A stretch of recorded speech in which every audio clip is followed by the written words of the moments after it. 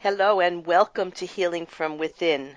I am Sheryl Glick, author of The Living Spirit, Answers for Healing and Infinite Love, which shares stories of spiritual communication, healing energies, miracles, and ways to enhance your intuition, relationships, and awareness of universal energy.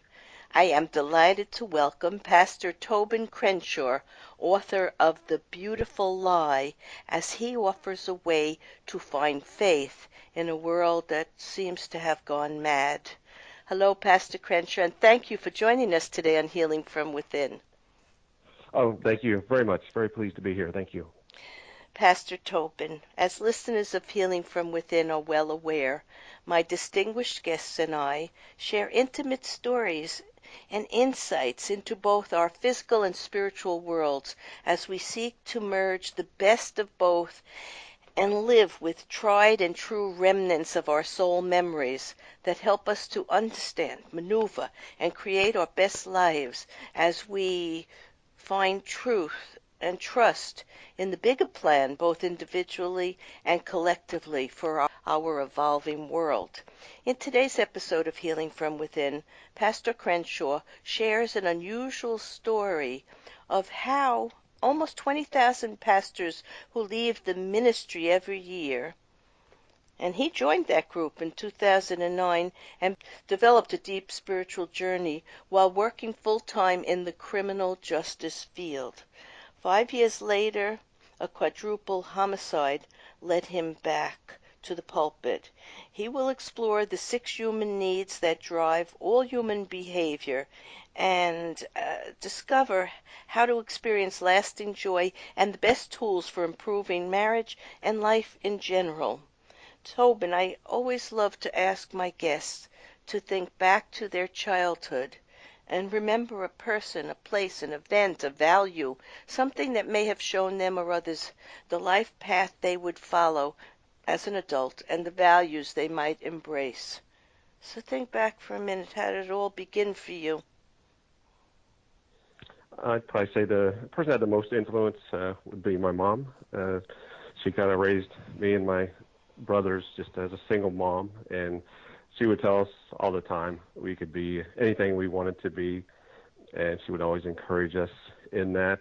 And it didn't matter if we had bad grades at school, good grades at school, she would always come back and say you can be anything that you want to be, just always showing that support and that unconditional love. So I'd say going back to just thinking back to childhood, just remembering it was just a common theme we heard in our house. I know a lot of people have a lot of things that were said maybe when they were growing up that were critical or kind of set them on a place where they have that voice now to remember kind of that identity they got from somebody saying what they couldn't do. But fortunately, our mom, she was always there saying that we could do anything we put our mind to. Well, I think we're starting to see that since there are 65% divorces and most of the children being raised in single-family households, that can present a problem to some children. But you say you had brothers? Yes. 2 that grew up with, and another brother that he was older than me, so he was kind of out of the house by the time I was born. But yes. So your mother must have been extraordinary to deal with that and give you the love which led you to want to merge your physical life, because you were in the justice system, you were a Marine, so you lived a very physical aspect of your life, but you also loved God and you wanted to help people and merge the two. So you have an extraordinary beginning. Yes, absolutely, and I appreciate you sharing that, and it absolutely something I don't take for granted. Grew up in a very nice town as well, and just being able to appreciate good teachers and friends as well as what my mom did, and just other very grateful for relatives? that. Did you have other relatives also who created a family for you? Very close to my grandmother, yes, that passed, but we were very, very close. Absolutely. She was another person that always encouraging, always happy. She would actually, when I came to the door, would clap. She was very excited to see me, so absolutely. I'm hysterical at that because I have 7 grandchildren and I do that too. I'm just delighted by every one of them and all people for that matter. So that's beautiful. Yes. Now, let's Thank you. get back to why did you become a pastor when you did in the beginning, and why did you leave in 2009? As I was preparing to go into the Marine Corps, I just kind of had some spiritual awakenings and started to do a lot of reading, listened to a lot of spiritual speakers and sermons, and just felt very connected to that and wanted to share that same type of ministry when I got out of the Marine Corps. And once I became a pastor, I did it for 10 years and love to teach. That's something I still do today. But during that 10 years, there's also an aspect of religion that I would not be in agreement with. And some of the people that were in leadership positions and some of the other pastors, a number of them, it was not something they really believed in what they were doing. They just found themselves in that job. Maybe it was a position they applied for that they thought they could fill, or some just thought it was a better salary than what they got. And I saw enough of that and enough of the kind of problems that churches face when they deal with staff members that are not committed, staff members that are using that position for money or power. Mm-hmm. So I kind of stepped away from that to get away from any of the official position as a pastor. And 5 years I spent then in criminal justice. I'd done military police work in the Marine Corps, so it was kind of familiar. And doing that for the 5 years, I met some people that really seemed to make some big changes that I worked with. And there was one particular gentleman that seemed to do really well as he was getting ready to be released from the prison system. He had done very well with life skill classes, getting a job, signed up for college, did everything kind of right and got an early release, and seemed to be the person that everybody could look up to that could make the positive change out of a criminal background. But short time after he was finally released out of all probationary requirements, he was the one involved in quadruple homicide. And I realized that people can hide very well some of that real darkness inside. They can put on that face. And I saw some of that, like I said, some of the ministers that could maybe smile on Sunday morning, but what was taking place inside was a whole different story. So I Yeah. started to think about coming back to the pulpit, not as an official paid position with a full-time salary, but continue to work in the criminal justice system, take some of the lessons I learned from being a pastor, working with some people in the prison, and kind of combine those to teach that on a weekly basis, some of the deeper ways that people can really find spiritual truth, transformation, and not just talk about maybe making a change, but really make it happen. Well, for a long time, I didn't really know what it meant to be spiritual. I didn't really know what it meant to be religious either, except that you followed a lot of rules, some of them which I intuitively knew were not right and and were being used for power and control issues.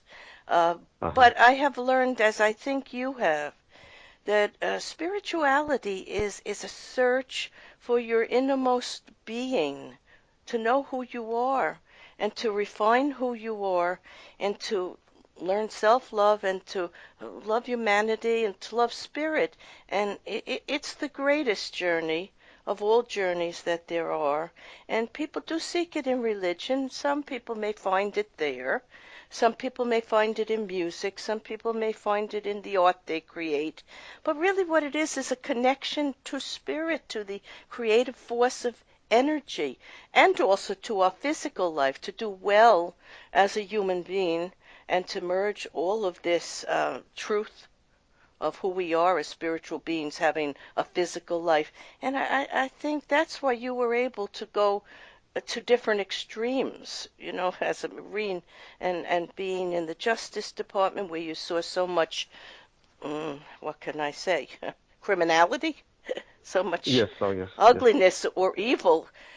And I found that in doing hospice work as I was developing my intuitive healing gift and mediumship, I wanted to help people understand who they were as eternal soul beings, and I did hospice for 8 years, and I helped a lot of people during that transition, the families and the people.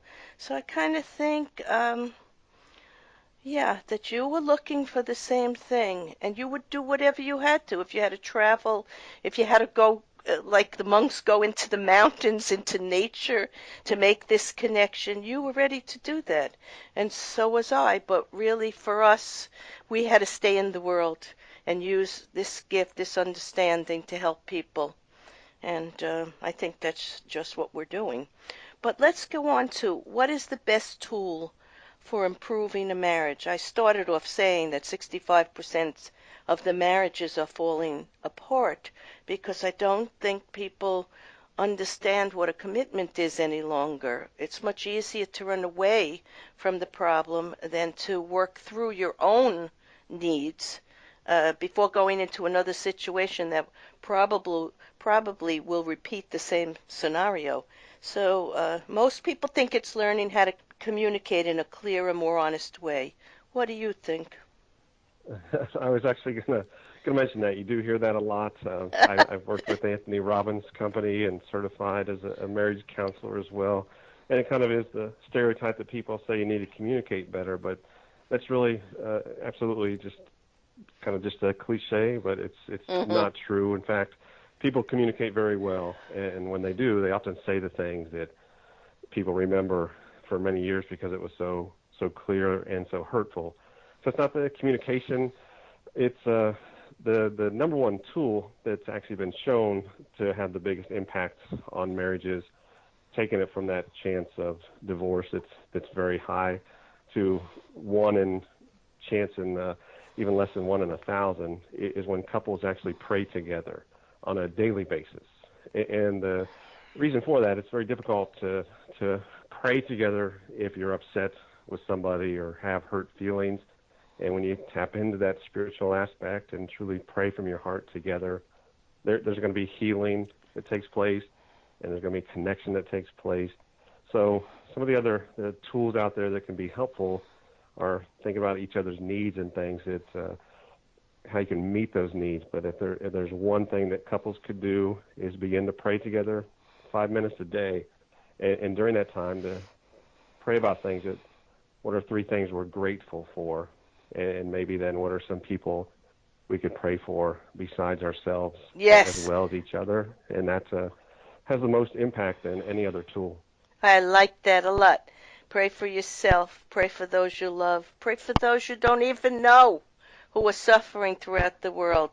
Just be in a unified oneness state of trying to find the goodness in yourself and in life. And, you know, there is a book I read a long time ago. It's called The 5 Love Languages. It was by Gary Chapman. And he explains how sometimes you're trying to show love to a person, but it's not what they need. You were just saying we have to find what a person needs.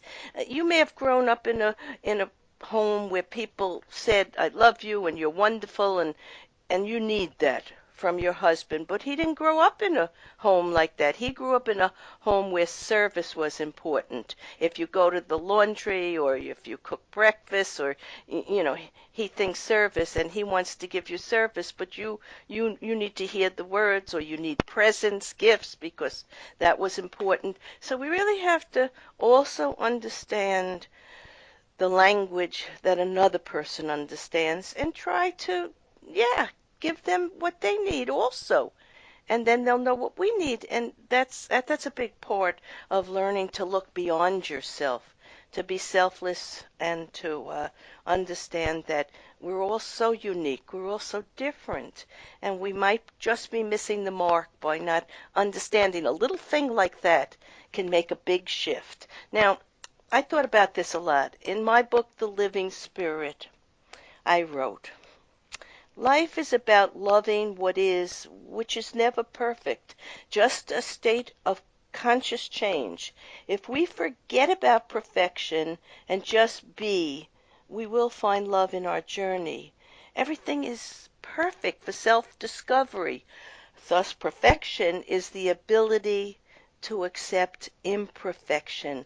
There is no normal or abnormal, and no one way to live, love, or develop our own personal paths. We are all dealing with wounds from this as well as previous incarnations, and as such are wounded citizens of the cosmos.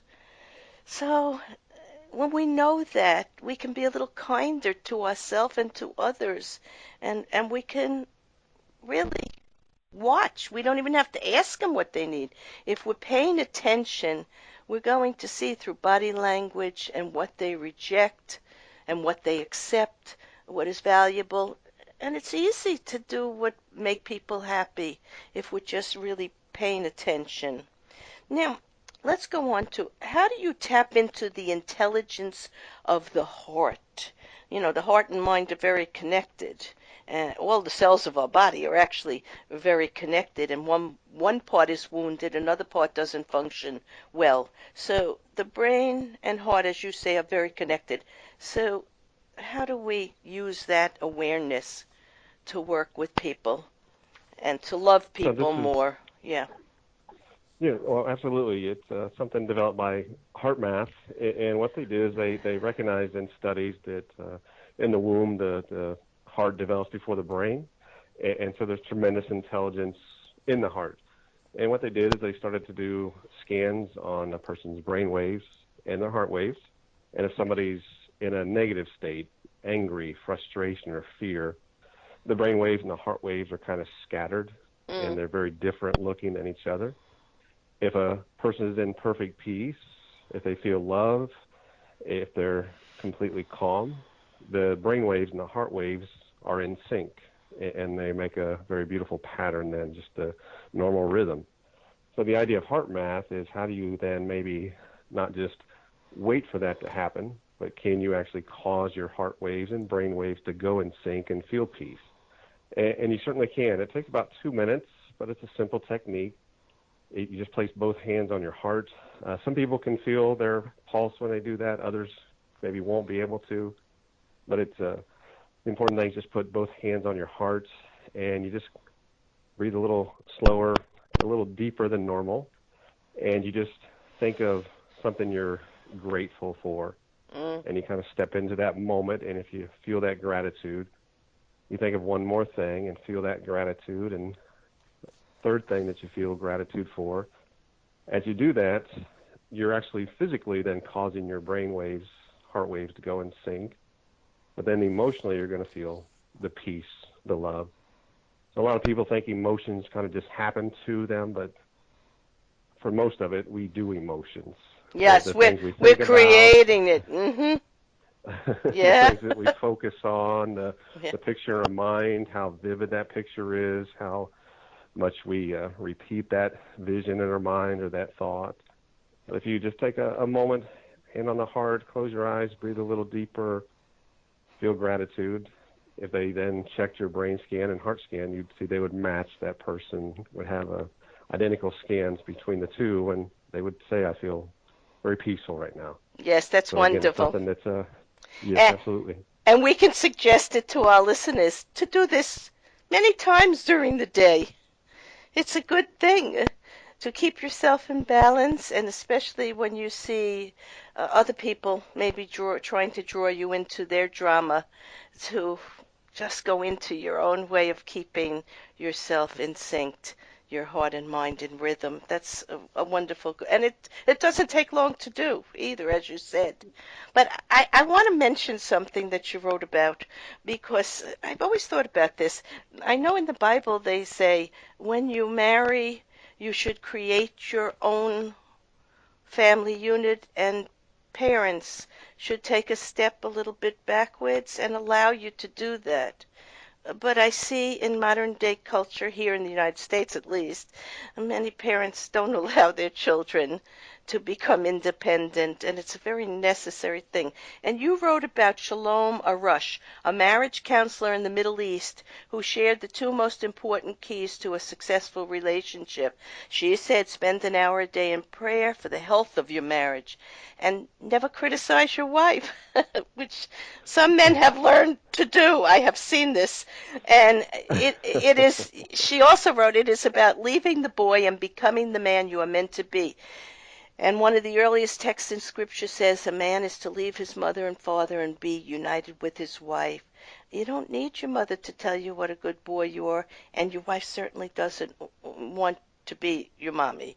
So John Gray also, he's an author who I've interviewed, also says that there is no greater gift than you can give a man than giving him a task that he can carry out for you or that he can accomplish. So this is two different ways to look at the same thing, to encourage people to be united and form their own unit of love and a family, and to doesn't mean you're forgetting about your parents and your upbringing.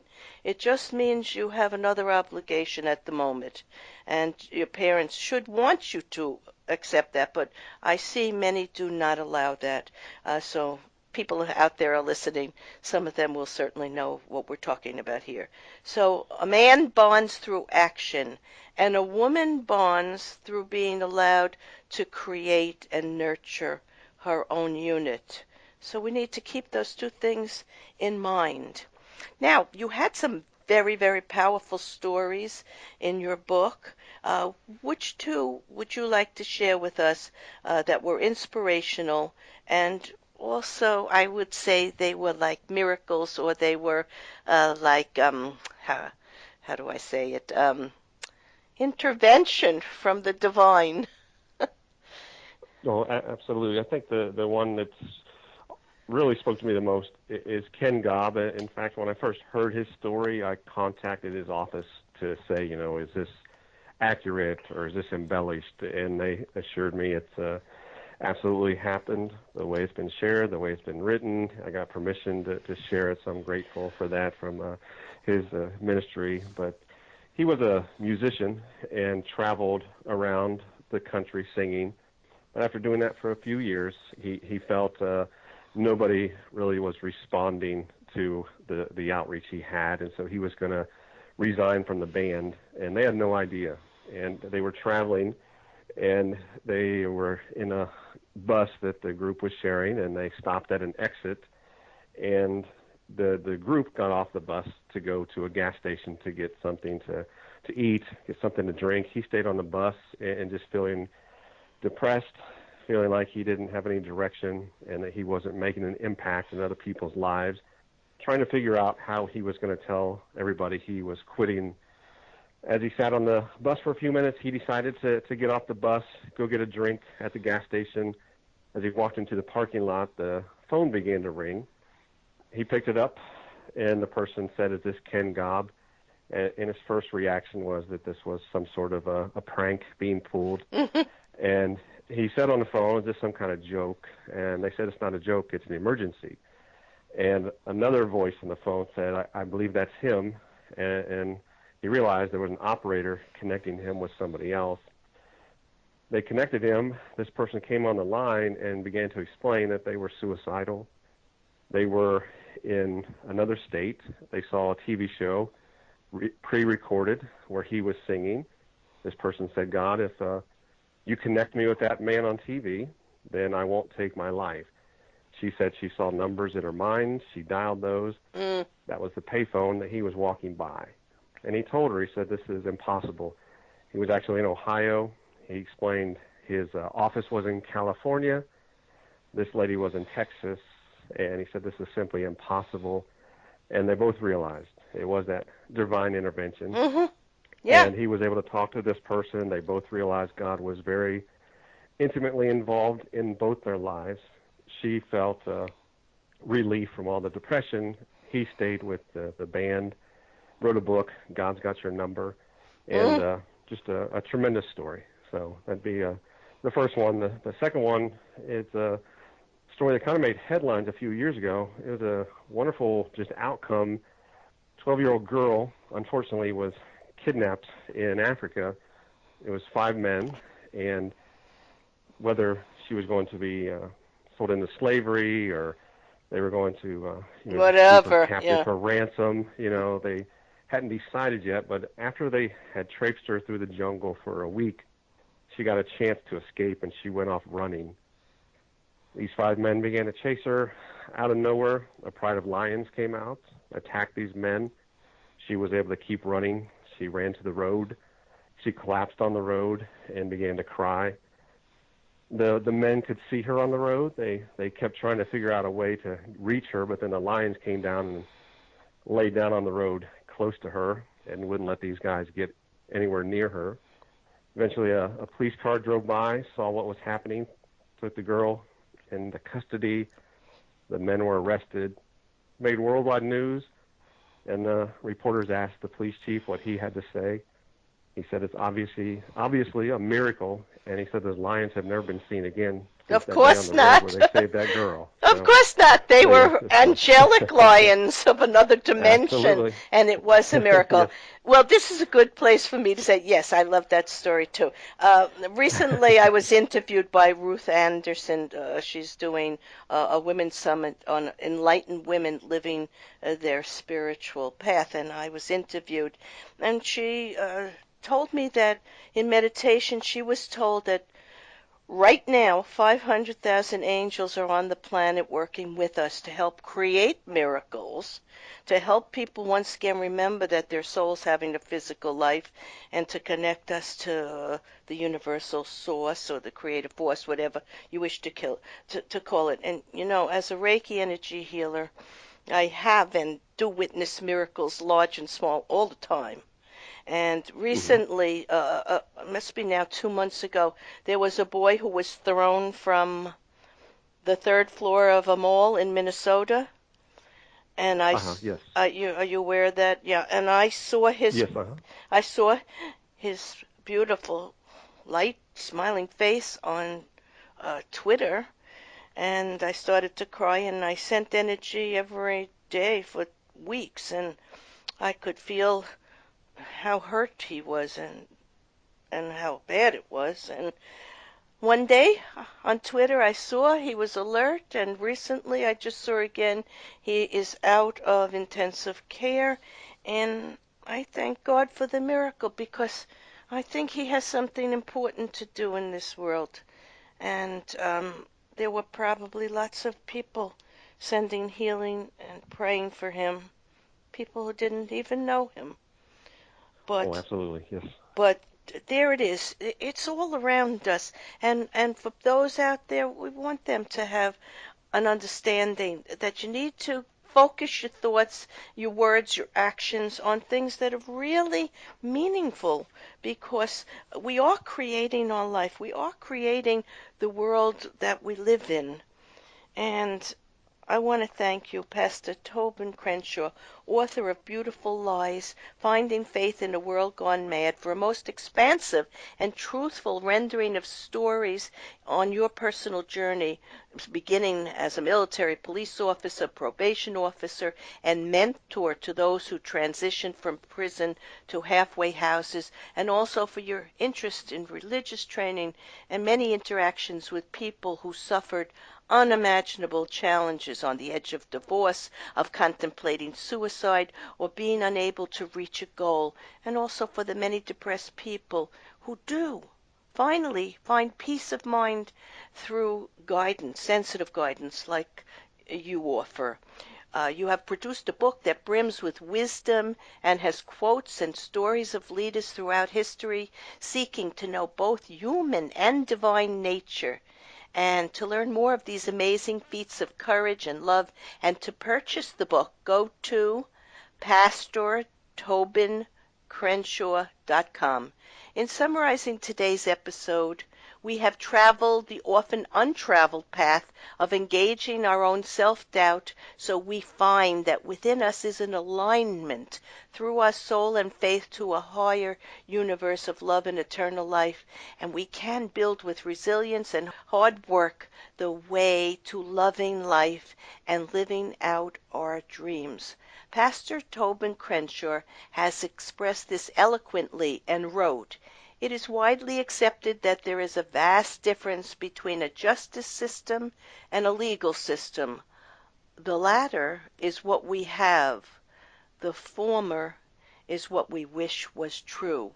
From politicians to judges to religious leaders and managers of financial institutes, it seems the further we go along in history, the more people move away from the north or the true arrow of destiny. Yet amidst all this there is an answer, but it will take effort on our part. It will take becoming better. It will mean moving from belief to action and committing to unlearning much of what we have been programmed to believe." Pastor Tobin and I would have you remember that as an energy being resonating in the love of spirit, and guided through the whispers of inspiration from the many great thinkers, artists, spiritualists, musicians, healers, and divine souls, it is never too late to make choices that will bring you closer to what makes your heart sing and brings a smile to adorn your face. It could be as easy as finding gratitude and faith in unabounded abundance. Let us become what we already are, divine. I am Sheryl Glick, host of Healing from Within, and invite you to visit my website to read about and listen to authentic leaders in the metaphysical fields of science, spirituality, energy medicine, psychology, and indeed all walks of life as we try to balance our energetic soul essence and our physical lives for greater health, prosperity, and the creation of personal and collective growth. Shows may also be heard on webtalkradio.net and dreamvision7radio.com. Thank you.